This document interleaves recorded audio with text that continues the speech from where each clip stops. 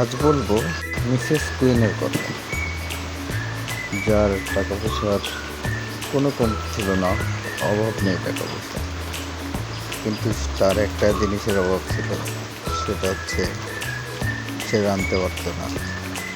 তো যারা রাঁধতে পারতো তাদেরকে সে সব কিছু কিনে তাদেরকে এমনভাবে দিত যাতে সে তাদেরকে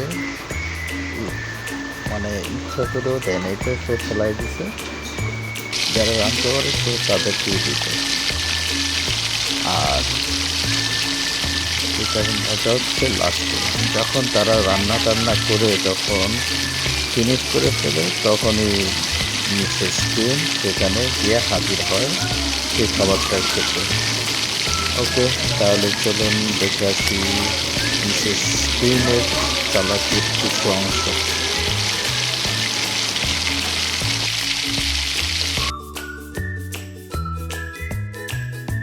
কি বলবো মিসেস কুইনের কথা, সব তো আপনারা দেখলেনই। এই হলো মিসেস কুইন।